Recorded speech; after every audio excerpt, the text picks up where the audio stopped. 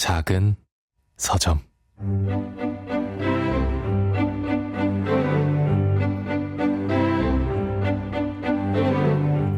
안녕하세요. 작은 서점에서 장강명의 인생책 코너를 맡고 있는 소설가 장강명입니다. 무더운 여름을 맞아 4주간 남량 특집을 진행하고 있어요. 한국의 공포소설가들이라는 주제로 4분을 차례대로 모시고 있습니다. 오늘은 그 두 번째 시간으로 좀비 전문가 정명섭 작가님을 만나보겠습니다.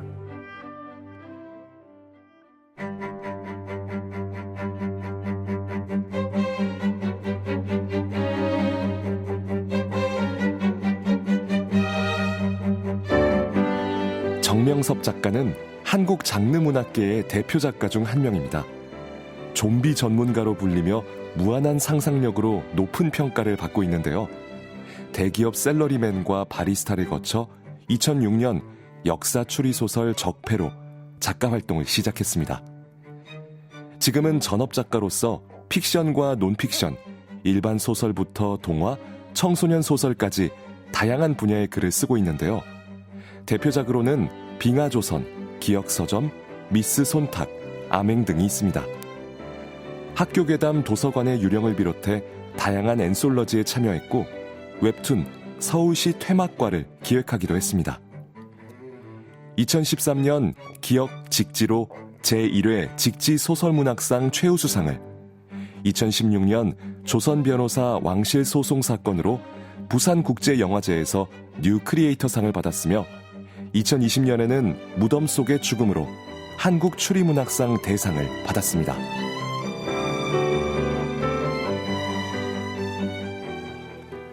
여름을 맞아 한국의 공포소설가들이라는 시리즈를 진행하고 있습니다. 지금 가장 활발히 활동하시는, 또 앞으로 작품이 궁금한 공포소설가 4분을 모셔서 인생책에 대해서도 듣고 공포소설과 공포에 대해서도 여쭙겠습니다. 오늘은 한국 최고의 좀비 소설가, 좀비 전문가 정명섭 작가님을 모셨습니다. 네, 안녕하세요. 만나서 안녕하세요. 반갑습니다. 정명섭 작가입니다. 네, 제가 그 라디오로만 듣다가 직접 이 스튜디오 안에 들어오니까 약간 그런 거 있잖아요. 그 소설 읽다가 소설 안으로 빨려 들어가는 그런 느낌? 네, 약간 그런 느낌을 받아서 되게 두근거리고, 여러분과 이제 좋은 시간을 준비하기 위해서 이제 이 자리에 앉았습니다. 네. 멘트 굉장히 자연스럽고 좋습니다. 작가님 요즘 근황 어떠세요? 네. 근황은, 여름은 저한테 약간 휴식기가, 제가 이제 동화랑 청소년도 많이 쓰잖아요. 네. 그러니까 이제 제일 바쁠 때가 학기 말이거든요. 그때 이제 강연. 강연. 네. 1학기 말이 이제 한 7월이고, 네. 그리고 이제 여름방학 있고, 그 다음에 이제 한 10월, 11월이 이제 겨울방학 직전이잖아요. 네. 그러니까 7월이랑 사실 11월이 제일 바쁜데, 딱 요때쯤이 이제 방학에 들어가기 시작하거든요, 학교들이. 그리고 이제 좀 더우면 이제 사실 외부 활동을 잘 안 하려고 하니까 이런 네. 이벤트나 이런 게 좀 줄어들어서 저한테는 한 2, 3주 동안은 이제 밀렸던 글 쓰고, 네. 만나 뵙고 싶었던 분들 만나고, 요런 약간 휴식 아닌 휴식 기간이 되는 거죠. 네. 지난주에 전건우 작가님이 오셨는데, 네네네. 전건우 작가님은 오히려 여름이 제일 활발한 기간이다. 네네. 이제 공포소설을 테마로 네네. 이곳저곳에서 맞습니다. 강연이나 네. 방송을 하시게 네. 된다고 하셨는데, 네. 작가님은 이제 학교 위주로 강연을 하시다 보니까 방학 기간이라서 오히려 쉬시는군요. 네, 그러니까 정건우 작가 같은 경우는 이제 성인들을 대상으로 강연을 많이 하고 있고, 정건우 작가 별명이 네. 작가들의 작가거든요. 네, 많은 작가들에게 이제 영감을 불어넣어주고, 네. 좀 이제 그 교육을 통해서 이제 장르를 이제 옮겨주는, 네. 다른 글을 쓰다가 장르 소설에 빠뜨리게 하는 주범 중에 한 명이기 때문에. 전건우 작가님 별명 호러 요정 아니었어요? 뭐 그런 쪽이라, 네. 건우는 이제 여름에 바쁘고, 네. 저는 이제 정신 연령에 맞게 이제 아이들이랑 좀 친하게 지내다 보니까 이제 아이들이 있는 학교로 이제 주로 많이 좀 찾아가고 있죠. 네. 알겠습니다. 네. 작가님 활동은 2부에서 좀 더 자세히 여쭤보기로 하고요. 1부에서는 인생책 이야기를 나눠보겠습니다. 저희가 이제 게스트에게 인생책을 3권을 먼저 골라달라고 부탁을 드리고, 그 중에 한 권을 정해서 이야기를 나누죠. 3권을 골라달라고 부탁을 드렸더니 조세희 작가님의 난쟁이가 쏘아 올린 작은 공, 네. 제수알도 부팔리노의 그날 밤의 거짓말, 그리고 스티븐 킹의 샤이닝을 골라주셨는데, 네. 처음이에요, 진짜. 게스트가 3권을 골라주셨는데 3권이 전부 다 제가 좋아하는 책인 게 처음이에요. 네. 그 중에 어떤 책을 제일 좋아하시나요? 진짜 3개 다 좋아요. 네, 3개 네. 다 좋아하고, 저는 사실은 오늘은 이제 샤이닝으로 얘기를 하려는데, 네. 샤이닝이 굳이 따지자면 이 셋 중에는 저한테는 네네. 조금 뒤처지고 저는 킹의 소설 중에서 샤이닝보다 더 좋아하는 소설이 있고요. 어떤 거요? 톰 고든을 사랑하는 소녀 혹시 알죠. 아세요? 네네. 그 밤중에 헤매는 소녀. 네, 맞아요. 네, 맞아요. 맞아요. 네, 저는 네. 그거긴 한데, 네. 근데 샤이닝도 좋아합니다. 저도 사실은 샤이닝보다는 네. 굳이 하나를 고르라면 스탠드를 더 좋아하거든요. 스탠드. 근데 이게 6권짜리에다가 너무 길어가지고. 그죠. 이제 70년대 이제 네. 미국을 배경으로 80년대 배경으로 얘기라 많은 분들한테 이제 소구력은 떨어지는 거죠. 네. 네, 그래서 이제 대신에 샤이닝을 좀 골라봤습니다. 스티븐 저도- 킹이란 작가 자체는 워낙 좋아해서 네. 그래서 유혹하는 글쓰기로 할까 했는데 그래도 또 소설이니까 네. 네, 이제 샤이닝으로 골라봤습니다. 네. 사실 또 킹 소설이 네. 좀 그 소설이 그 소설 같고. 아, 침도 튀었네. 자, 자, 그러니까, 대한민국의 장강민 작가님 스티븐 킹 소설을 하찮게 여긴다. 아니, 그렇지는 이렇게 않고요. 봐도 되는 거네요. 아, 이 외국과. 죄송합니다. 제 취미가 모래과 선동에. 이간질. 알겠습니다. 어쨌든 저희는 샤이닝을 위주로 네, 말씀을 드릴 건데요. 그 전에 난쟁이가 쏘올린 작은 공과 그날 밤의 거짓말도 네. 잠깐씩 네, 네, 소개 네. 부탁드립니다. 작가님, 조세희 작가님 만나신 적 있다면서요? 제 인생의 자랑거리 중에 하나가 조세희 작가님이 제가 파주 출판도시에서 바리스타로 일할 때 제 네. 카페에서 자주 오셨어요. 아, 그래요? 네네. 오. 그리고 이제 그 출판도시의 그 카페가 지금은 되게 많은데 옛날에는 제가 일했던 데 딱 하나밖에 없었거든요. 어딘지 압니다. 네, 제가. 많은 분들이 그 인스턴트 말고 원두 커피를 마시기 위해선 저를 찾아왔어요. 네. 그 제가 만약에 커피를 안 판다거나 제가 없으면 한 7km 떨어진 자유로교수로 가야 됐거든요. 아. 그래서 이제 많은 분들을 만났는데 그 조세희 선생님 말고도 돌아가신 작가님들 중에도 뵌 적 있고 계신 분들 많이 만났었는데 네. 조세희 선생님 같은 경우는 가장 인상 깊었던 분 중에 하나고 왜냐면 제가 난소공을 워낙 좋아했었고 네. 그리고 이제 이 작품이 가지고 있는 의미, 제가 이제 장르 소설가긴 하지만 이제 문학에 대한 이제 문학이 어떤 의미를 지니고 있냐라고 이제 질문을 많이 받으면 그 해답은 난소공에 있다고 얘기를 하거든요. 네. 그러니까 문학이 어떤 스킬일 수도 있고 뭐 테크닉일 수도 있고 하나의 직업 잡일 수도 있지만 네. 그렇게 하기에는 문학은 너무 거대한 이제 담론이고 네. 제가 생각해 문학은 그 시대에 가장 어두운 곳을 비추는 등불이어야 된다라고 생각을 하거든요. 사람들이 이제 저기는 쳐다보지도 않거나 아니면 길이 아니라고 하거나 이런 곳에 딱 하나 등불을 딱 갖다 놓는다면 그 등불이 바로 저는 문학이어야 된다라고 생각하는데 난소공 진짜 그런 역할을 그렇죠. 했죠. 이 작품은 1970년대 대한민국의 이제 도시 빈민층 그 당시에는 뭐 토막민이라든지 네. 아니면 존재하지 않아야 되거나 아주 쓰레기 같은 존재로 묘사되는 그런 사람들의 이야기를 좀 다루고 있고 네. 그리고 여기가 이제 그 유명한 광주 80 항쟁이라고 요즘은 부르거든요. 이거는 이제 그 경기도 광주. 그렇죠. 네. 광주. 그 전라남도 당시에는 광주가 광주 아니고. 대단지 사건 이렇게 불렀는데 네. 그렇게 하기에는 너무 거대한 일이었고 네. 이 이야기 그리고 이제 그 성남에 있는 상대원 공단을 배경으로 하는데 제가 자료를 찾다 보니까 좀 잔혹한 게 하나 느꼈어요. 이 상대원 공단이라고 돼 있는데 아직도 공장들이 있는데 네.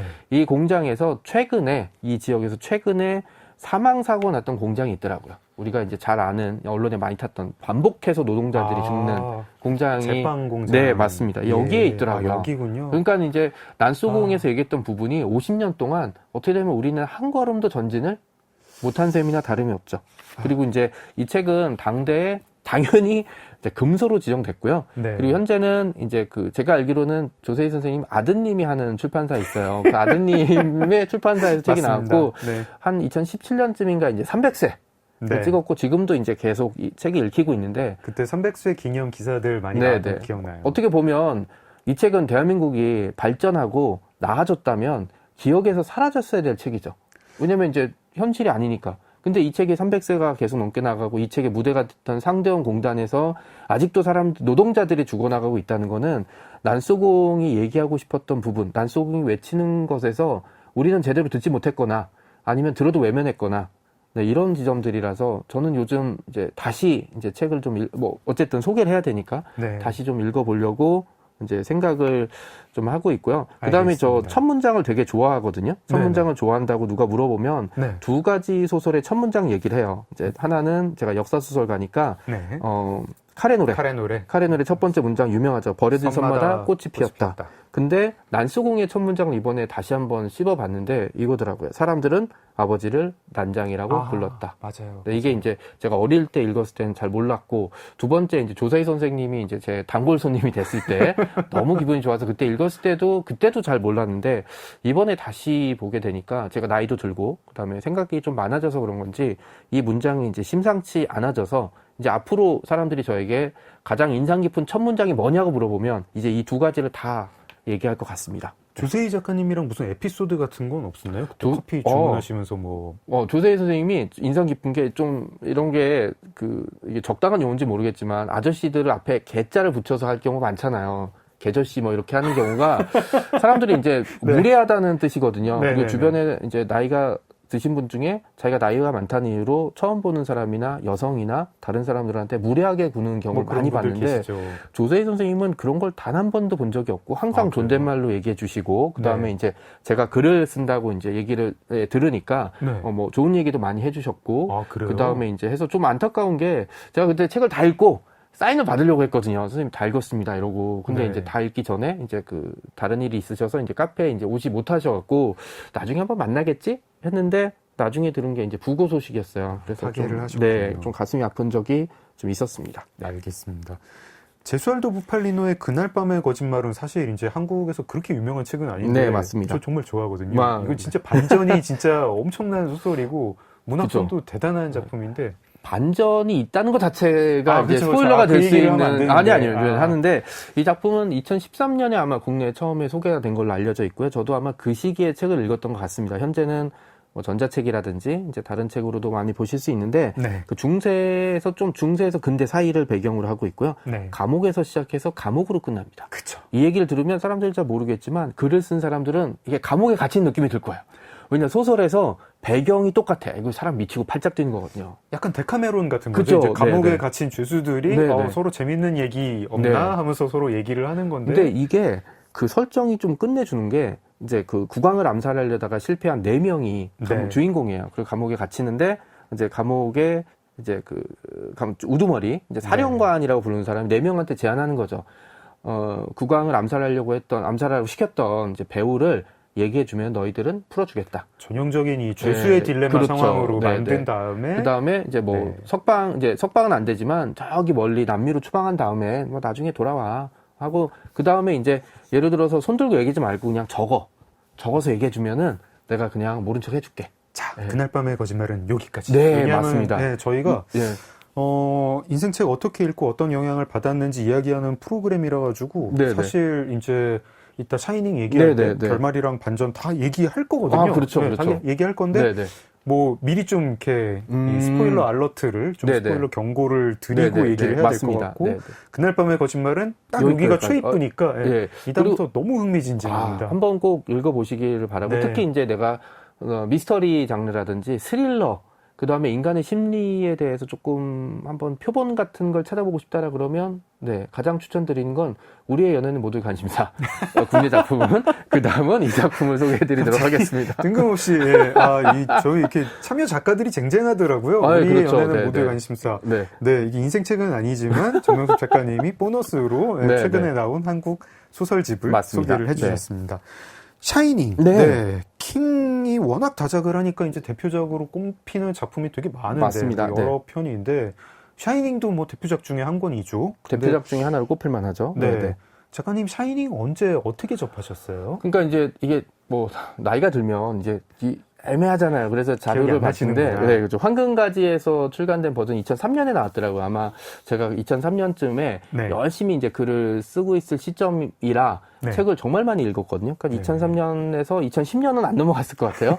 그 사이에 책을 읽은 것 같고 그다음에 이제 말씀드린 대로 이제 스티븐 킹의 대표작이 여러 작품이 있고 뭐 최근에 다크타워에 대한 얘기들을 좀 많이 하긴 하는데 저는 이제 샤이닝 그리고 이제 스탠드란 작품을 좀 좋아하는데 스탠드는 소개하기 좀 너무 길어서 샤이닝으로 좀 소개해 드리려고 합니다. 또 영화로도 이제 이 작품이랑 이 작품 후속편이 이제 작품이 닥터슬립. 닥터슬립 네. 공개됐기 때문에 좀 많은 분이 접하셨을 것 같아서 이 작품으로 좀 소개를 하려고 합니다. 네. 그때는 그러면 이제 작가가 되기 위해서 막 이 책 저 책 막 이제 테크닉을 네네. 수련하기 위해서 읽던 중에 접하신 건가요? 그러니까 이제 그 2000년대 초반이 제가 제 인생에서 제일 건방졌던 시기였거든요. 그러니까 왜냐면 책을 막 읽고 글을 쓰기 시작하니까 네.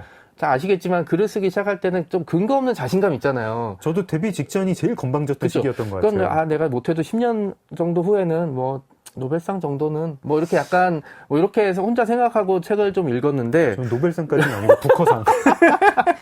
뭐 그 정도로 이제 하다가 이제 제 현실을 깨닫게 해준 작품 중에 하나였거든요. 이제 그때 그런 자신감이 이제 뭐 제가 직접 글을 습작을 해보면서 그 다음에 이제 다른 작가님들 만나면서 그리고 이제 또 작품을 읽으면서 서서히 이제 심해로 가라앉았는데 그 중에 이제 그 샤이닝도 그런 충격을 줬던 작품 중에 하나였습니다. 그러니까는 그 스티븐 킹의 특유의 문체가 이제 적당한 표현인지 모르겠지만 저는 만연체라고 부르고 싶거든요. 그러니까 맞아요. 중원부원. 네. 뭐 사실 뭐 이게 개인적인 얘기인지 아니면 주인공의 얘기인지 모를 정도로 막 한참 쓸데없는 얘기하다가 다시 돌아오고 막 또 쓸데없는 얘기하다가 해서 사실 스티븐 킹의 작품은 3분의 2로 줄여도 되거든요.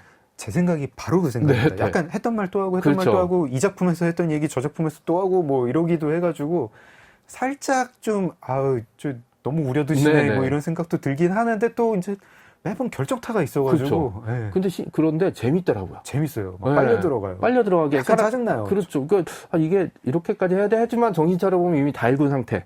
그 다음에 이제 내가 글을 쓰면 뭐 사람들에게 뭐 그런 문체가 아니라 이런 느낌을 줘야지만 작가로서 살아남을 수 있겠지 않을까라는 어렴풋한 생각을 주게 만들어준 책이 이 샤이닝. 그러니까 뭐 예를 들어 작품을 읽고 뭐 진짜 재밌어, 뭐 충격 받았어, 뭐 야 어떻게 이런 반전을 뭐 이런 식의 기술적인 문제에 대한 충격은 여러 작품에서 받았지만 그런 거 말고 작가로서 앞으로 오랫동안 이제 지내려면 이런 식의 느낌을 줘야 되는구나라는 작품은 저는 이게 처음이었어요. 저도 샤이닝 두고 딱 그런 이야기를 나누고 싶은데 네네. 그러면은 샤이닝 소개를 네네. 성우 목소리로 들어보고 나서 네네. 계속 이야기를 나눠보겠습니다.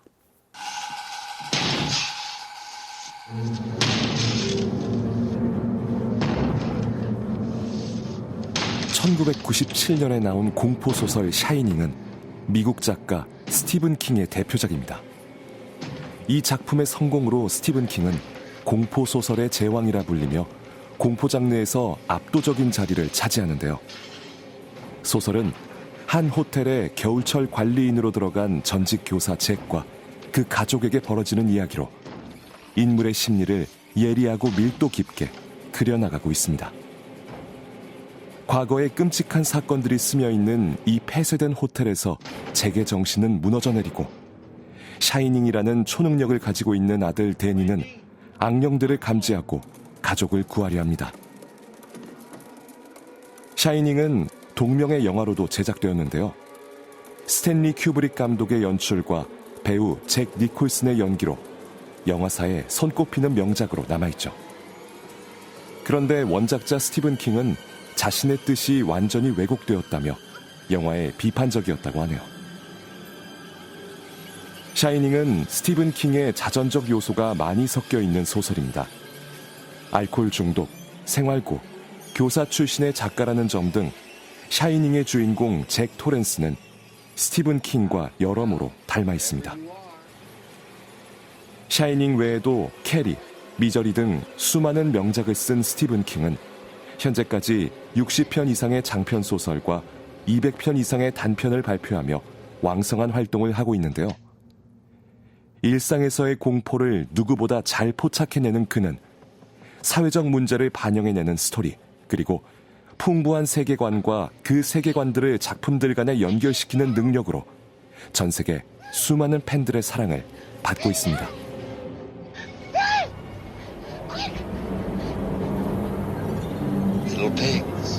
Little pigs, let me come in. 작은 서점 장강명의 인생책 정명섭 작가님과 함께하고 있습니다. 네, 아까 말씀드렸다시피 저희는 이제 소설을 이야기할 때 이 결말이랑 반전을 다 이야기하는 그런 프로그램입니다. 샤이닝도 소소한 반전이 있는데요. 나는 내 눈으로 직접 확인하고 싶다. 이런 청취자분들은 네네. 오늘 방송 건너뛰고 내일 책을 읽으신 2부를 다음에. 네. 책을 읽으신 다음에 저희 네네. 방송을 다시 들어주시면 될 것 같습니다. 작가님 샤이닝 어떤 점이 제일 강렬하게 다가왔습니까? 일단 가장 먼저 충격을 받은 건 두꺼웠다는 거죠.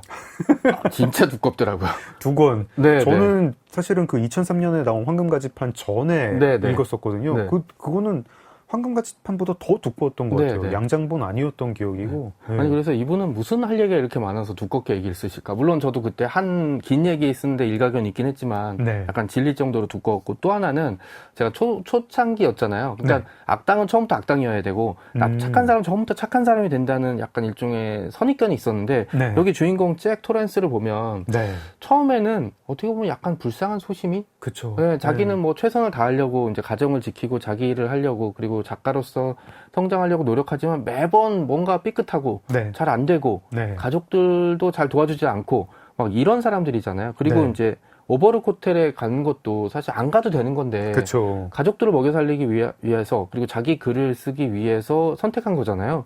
그럼 좋은 사람이 좋은 의도로 뭔가를 시작했는데 이게 나쁜 결과로 간다라는 변전은 그 당시 저의 이제 그 실력으로는 상상할 수 없는 방식이었거든요.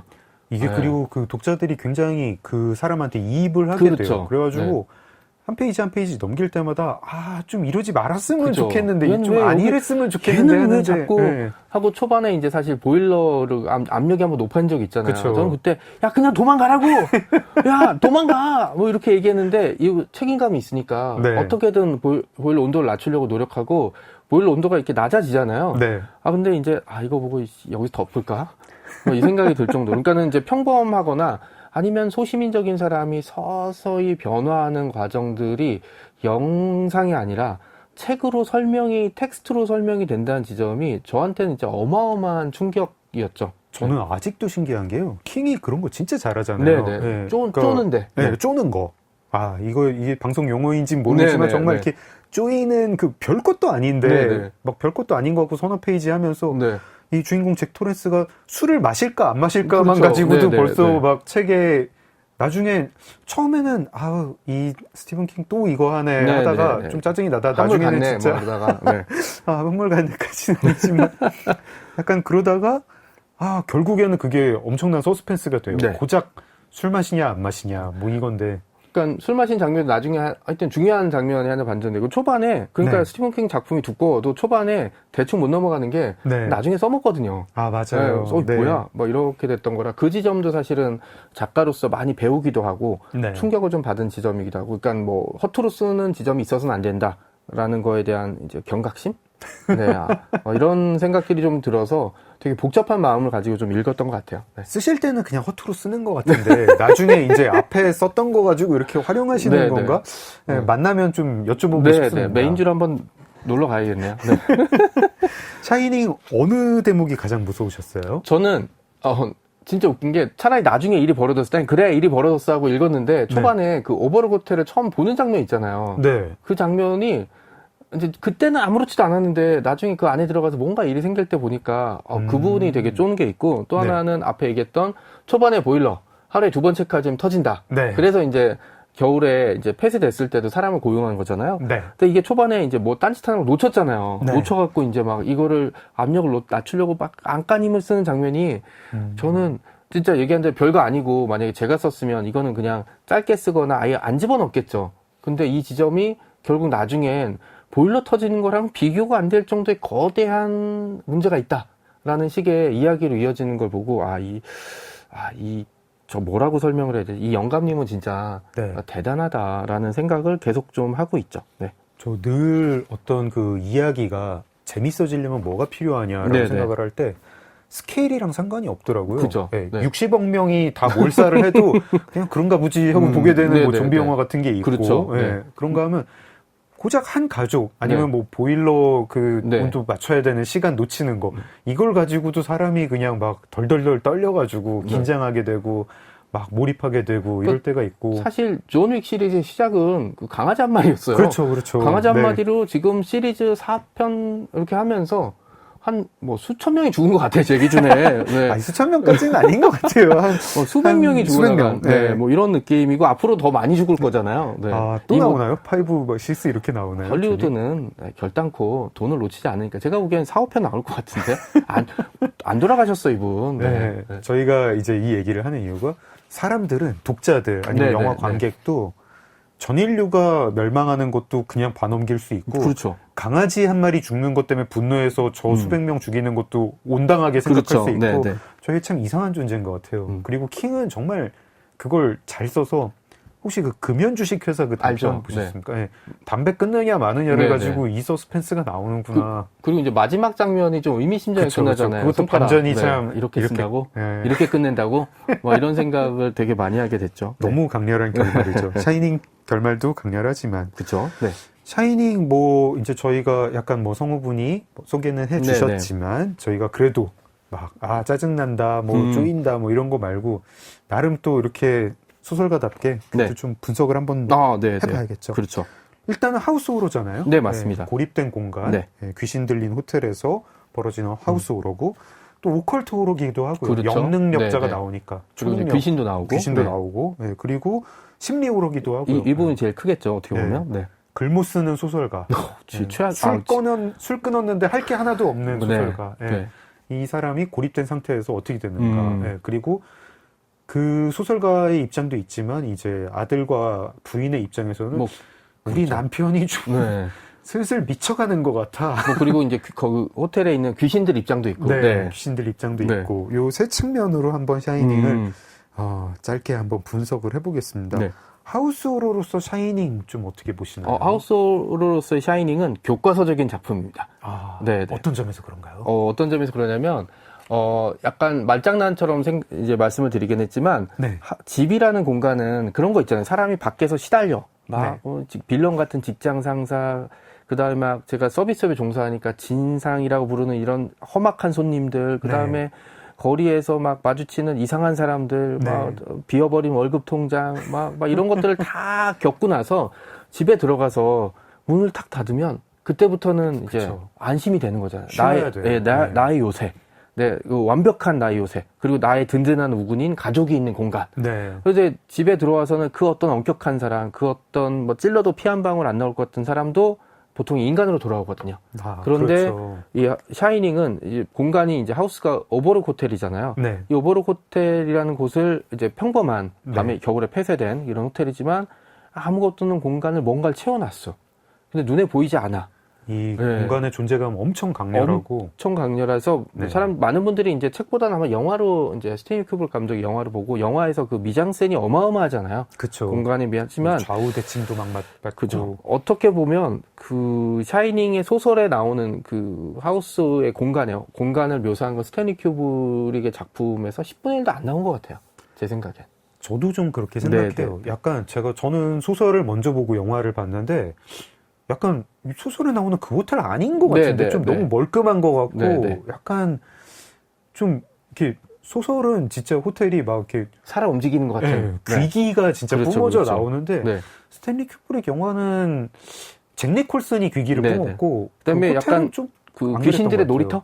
아. 약간 이런 느낌. 그냥 귀신들이 야 여기 우리 있어 이런 느낌인데 그 하우스 호러로서의 스티븐 킹의 샤이닝은 그냥 그 공간 자체. 심지어 오버룩 호텔에 있는 그 주변에 산이 있잖아요. 네. 나중에 거기도 무서워지더라고요. 네, 그런 것들로 치면은 교과서적인 작품이라 내가 특정 공간에서 이제 그 인간의 심리에 대해서 아니면 그 집 자체가 무서운 거에 대한 얘기를 하면 최근에 네. 뭐 국내에서도 뭐 층간소음이라든지 아파트를 배경으로 많은 작품들이 쏟아져 나오고 있지만 네. 저는 기본적인 거는 그 공간 자체가 준다는 익숙한 공간이 무서움으로 이제 바뀌어야 되잖아요. 그 작품으로서는 하우스 호러의 대표작이자 아니 교과서적인 작품이라고 생각하고 있습니다. 아까 이제 작가님이 집이라는 곳은 네, 네. 원래 어떤 공간이다 이렇게 설명을 그렇죠. 해주셨는데 네. 이 오버룩 호텔이 정말 그 반대예요. 네.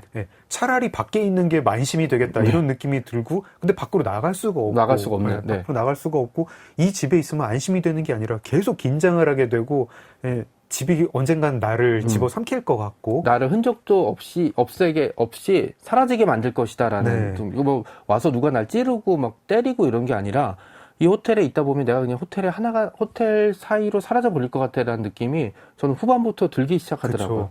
차라리 무슨 연쇄살인마가 그렇죠. 나와가지고 네네. 오면은 얘는 제압을 하면 어떻게 그렇죠. 되겠다. 혹은 내가 어디 문을 그렇죠. 닫고 막으면, 들어가서 네네. 패닉룸 같은 데에서 네. 숨어 있으면 되겠다 이런데 여기는 뭐 탈출할 공간이 없는 것 같고 오버로 호텔 벗어나가지고 그냥 거기서 정말 이렇게 얼어 죽는 걸 각오하고 네네. 이렇게 가지 않으면 벗어날 수가 없을 것 같은 네. 아주 잘 묘사를 했습니다.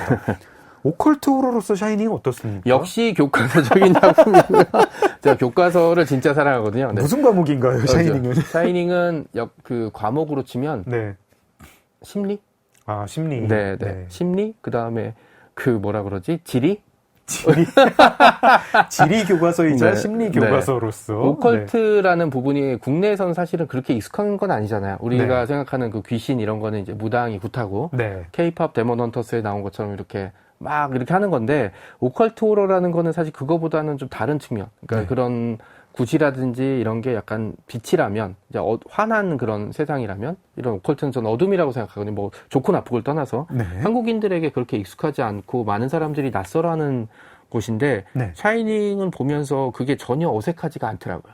이 호텔이 언젠가 주인공 잭 토렌스를 잡아먹을 거다라는 생각이 들기에 전혀 부담감이 없고 그 다음에 중후반부 되면 이 호텔의 사연들이 풀리잖아요. 네. 사연들이 조금씩 풀리고 뭐 환각처럼 보이기도 하고 이런데 아 이게 역시 그 한 번도 질리지가 않더라고. 보통 이제 우리가 이제 서양 이제 오컬트로 보면 막 귀신 나와서 막 이런저런 얘기하면은 스킵하고 넘어가고 이러는데 여기서는 한 명 한 명 사연이 다 궁금해져요. 얘는 네. 왜 여기에서 유령이 됐을까?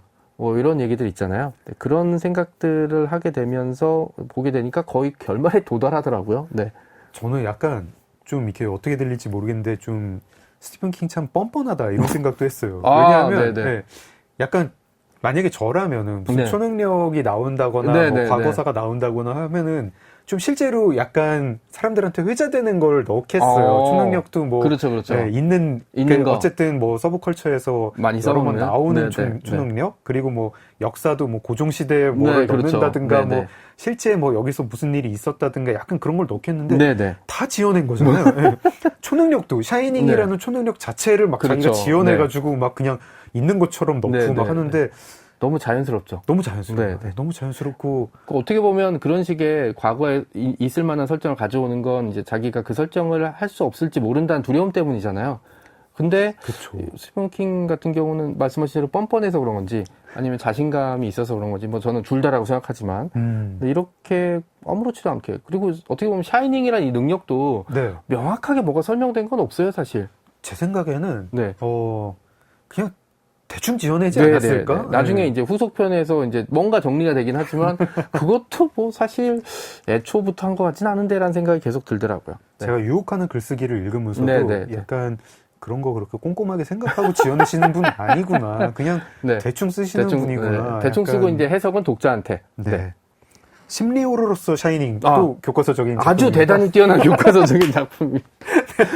왜냐면 네. 그 여기 잭 토렌스라는 인물이 앞서 말씀드렸듯이 처음부터 막 이제 연쇄살인마 아니면 가족을 괴롭히는 사람.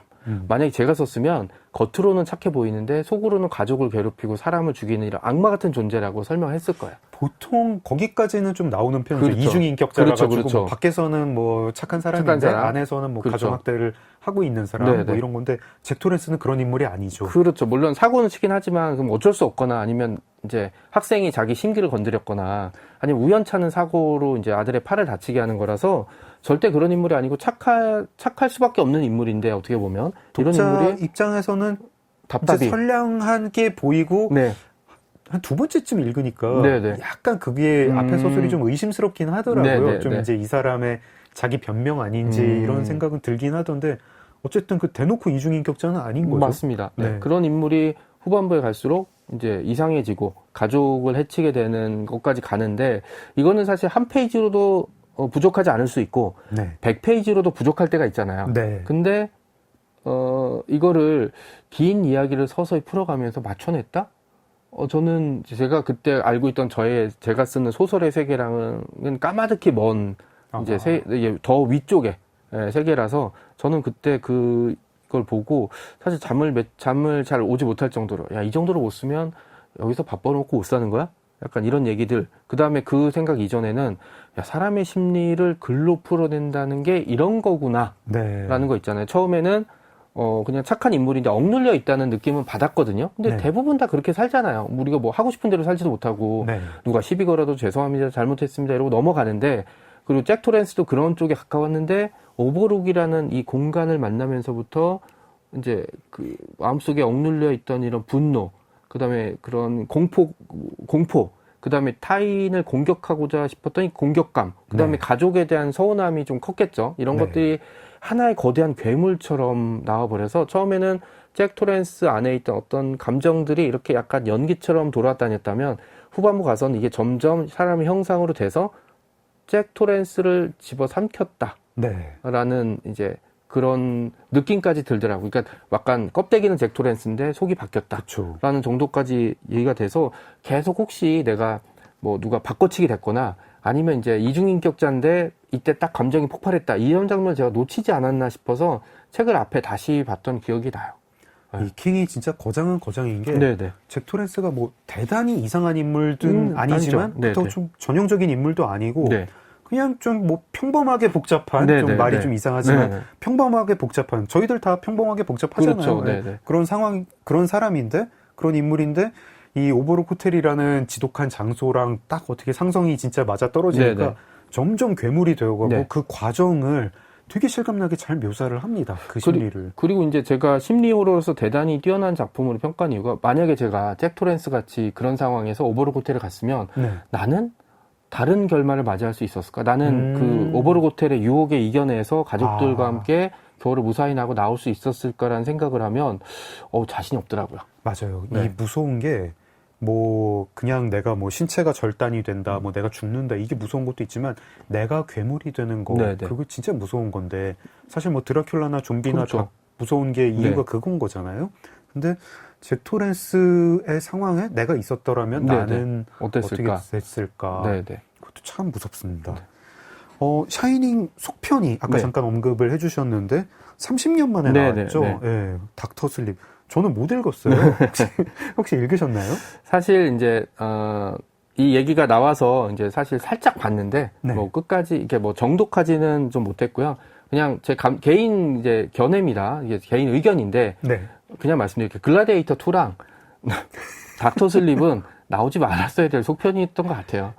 저 글라디에이터 2도 못 봤는데 안 보겠습니다. 네. 이게 왜냐면 저는 샤이닝은 거기서 영화든 아니면 소설이든 거기서 끝나야 됐다고 생각을 했거든요. 그리고 네. 뭐 데니 이야기가 그 이후에 궁금하진 않았어요. 네. 네, 왜냐면 주인공 잭 토렌스고, 근데 30년 만에 중년이 된 데니가 그 샤이니라는 능력을 가지고 뭔가를 해내고 있다는 게 내가 생각해 궁금한가?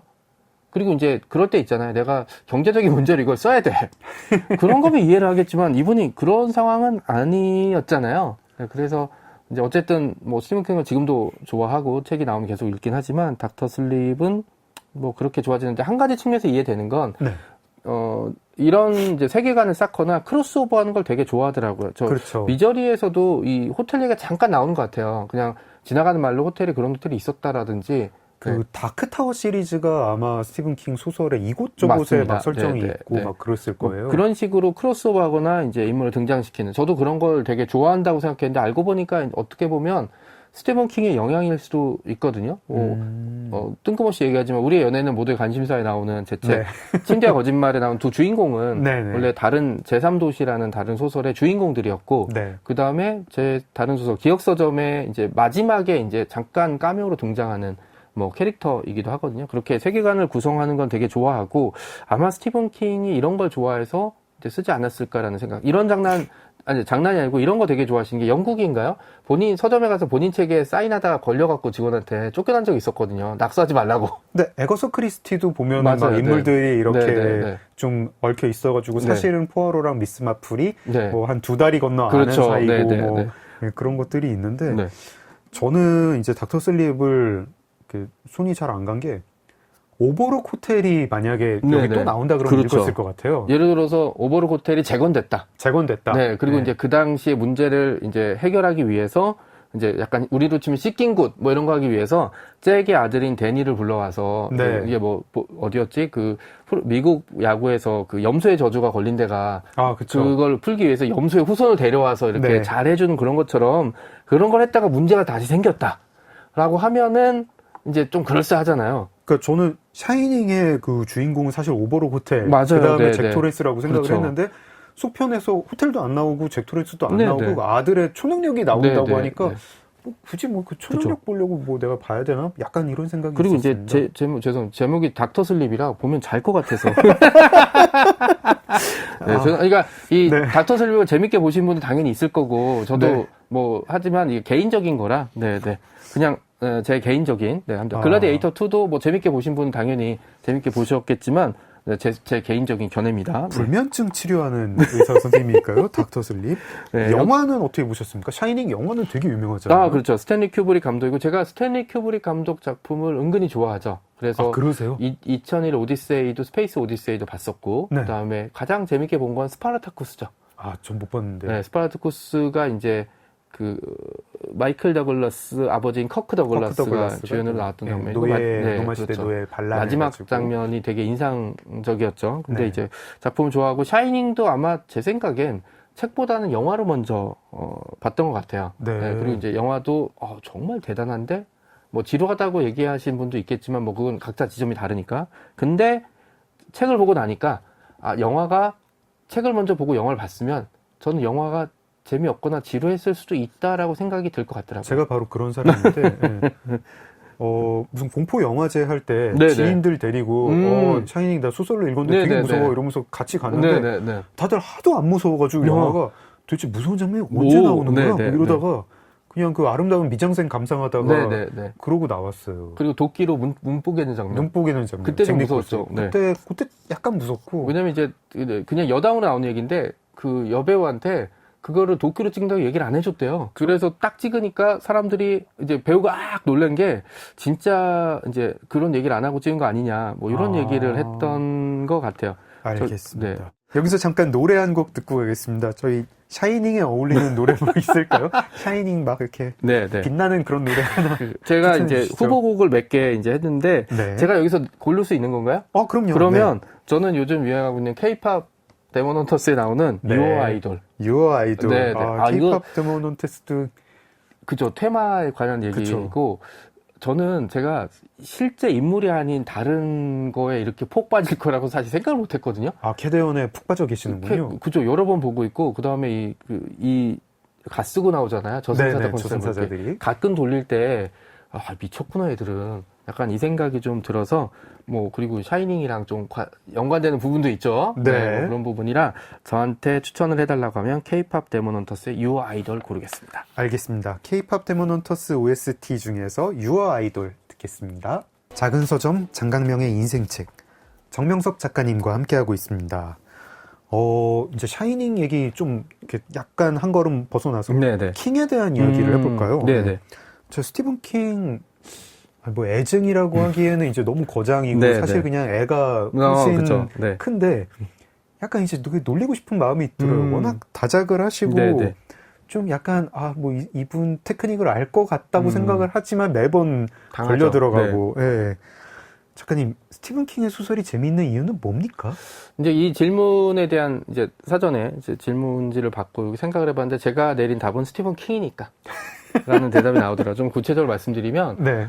뻔하다고 하셨고 저도 그 부분에 진짜 동의해요. 뭐 캐리서부터 샬롯스 램 결국 어딘가에 있었을 만한 이야기. 그리고 샤이닝도 초반부는 뭐 어디선가 없는 얘기는 아닐 거 아니에요. 네. 그리고 이제 약간 본인만의 변주를 준다고는 하지만 그것도 그렇게 신선한 편은 아니었고. 네. 그런데 결국 이야기에 끝까지 빠져들 수밖에 없는 건 스티븐 킹이 가지고 있던 어떤 자신만의 세계, 독특한 세계관. 네. 이게 이제 그 어떤 작품이든 다 녹아 들어가더라고요. 예를 들어서 샤이닝을 보게 되면 인간이 이제 평범했던 인간이 어디까지 망가질 수 있는가가 돼 있고 스탠드 같은 경우는 네. 지구의 문명이 사라진 이후에 평범했던 인간들이 어떤 사람은 영웅이 되고 어떤 사람은 악당이 되고 자신의 이제 그 선택하지 않아도 될 거를 선택하게 되면서 이제 운명이 바뀌는 지점들이 나오잖아요. 네. 그런 지점들 그리고 결말도 딱 스티븐 킹스러웠다라는 느낌이 들었던 것처럼 우리가 이제 책을 읽으면서 다시 한번 내 인생을 돌아보고 그 다음에 주인공의 선택에 대해서 곱씹어 볼 수 있게 하는 작품이 사실 많지는 않거든요.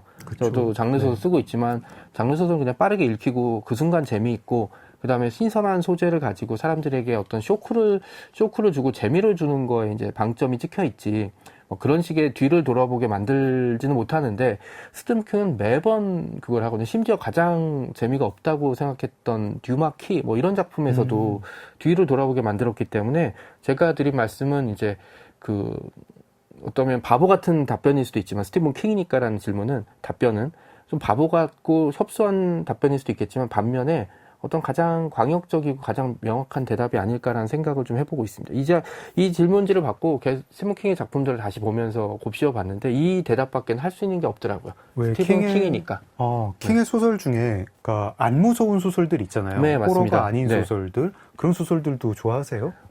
그냥 최근에는 이제 뭐 저도 바쁘니까 책을 잘 못 읽긴 하지만 스티븐 킹의 작품이 나오면 뭐 다 읽죠. 뭐 그린마일 같은 네. 이런 작품도 다 좋아하고 일단 스티븐 킹은 제가 교과서라고 말씀드렸잖아요. 그러니까 작가가 되기 위해서는 공부를 해야 되고 공부가 네. 아니면 뭐 대학교라든지 무슨 코스로도 이루어지긴 하지만 저는 가장 중요한 게 스스로 깨우치고 능력을 배가시켜 나가야 되는데 가장 중요한 건 습작이죠. 본인이 계속 쓰고 네. 반복하면서 하는 거. 근데 그 습작을 하게 되면서 습작은 개인적인 거고 내 마음을 내 개인적인 부분을 끌어내는 거고 내가 이제 외부의 자극을 통해서 이제 글을 쓸 수 있는 능력을 배가시키려면 좋은 작품들을 봐야 되잖아요. 뭐 장강민 작가님의 작품이라든지, 네, 뭐 스티븐 킹의 작품을 봐야 되는데 그런 작품들을 보게 되면서 이제 좋은 작품들은 그 책을 덮고 나면 그때부터 이야기가 시작된다고 저는 믿고 있거든요. 네. 네, 그런 작품 중에 대표적인 게 저는 스티븐 킹의 작품들. 뭐 제가 재미없다고 생각했던 작품들조차 책을 덮으면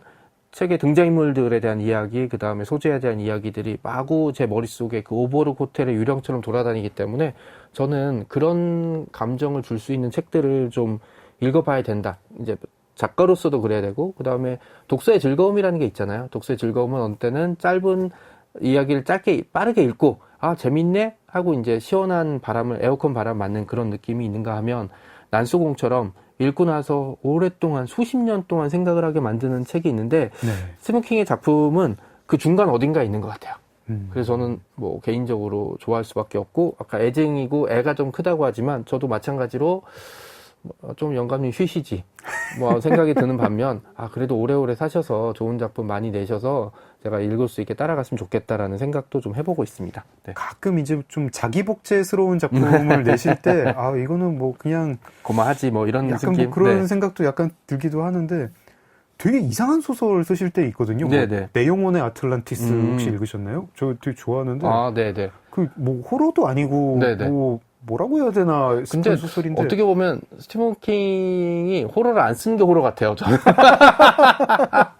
약간 그런 거 있잖아요. 비어버린 내 통장 뭐 이런 것처럼. 네. 그리고 이제 어딘가는 한번 무섭겠지. 뭐. 그쵸. 네. 모르고 읽을 때는 이게 어딘가 한번 무섭겠지 하다가 네.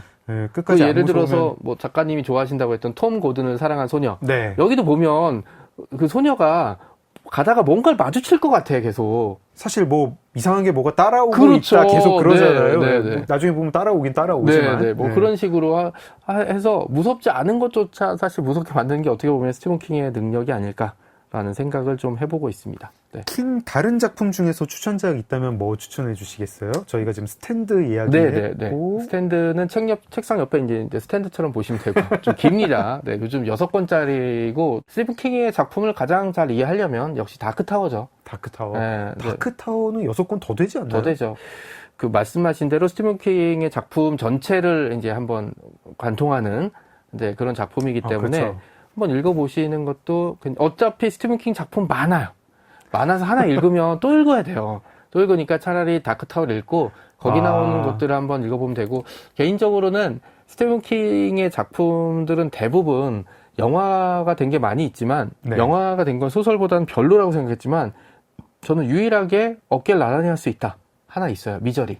미저리. 네, 미저리는 사실 진짜 영화도 되게 그쵸, 사람을 그쵸. 좀 겁나게 만드는 지점들이 있어서 네. 이 지점에 대해서는 스티븐 킹의 작품을 읽으시려면 한 권 읽고는 이 작가의 작품을 세계관을 이야기가 좀 어려우니까 긴 작품을 어차피 긴 거 읽어야 돼요. 그냥 차라리 다크타워를 네, 좀 읽으시는 게 스티븐 킹을 이해하는 데 훨씬 도움이 되지 않을까라고 생각합니다. 어차피 긴 거 읽을 거, 그렇죠. 네, 네. 킹을 네, 읽자면 매도 먼저 받는 게 나아요. 네, 네. 읽읍시다. 알겠습니다. 저희 1부 마무리하는 곡으로 어떤 노래 들으면 좋을까요? 제가 이제 노동요라고 하면 작가님 무슨 얘기인지 아시죠? 네. 노동요는 이제 보통 작가들이 밤에 글 쓰고 이제 허덕거릴 때 듣는 음악이거든요. 이거를 이제 노동요라고 보통 이제 부르는데 왜냐하면 노동하다가 듣는 노래니까 제가 좋아하는 가수 중에 한 명이 이제 에드 시런이거든요. 네. 에드 시런의 Shape of You로 하겠습니다. 에드 시런의 Shape of You, 작은 서점 장강명의 인생책, 좀비 전문 소설가, 좀비 전문가 정명섭 작가님이 추천해 주신 곡 들으면서 마무리하겠습니다. 작가님 내일 2부에서 뵙겠습니다. 네. 어디 근처에 있다가 내일 바로 와야겠다. 네. 내일 늦으시면 안 돼요. 네, 알겠습니다. 네. 네, 오늘 함께해 주신 청취자 여러분 고맙습니다. 작은 서점 장강명의 인생책, 오늘 문 닫겠습니다. 소설가 장강명이었습니다.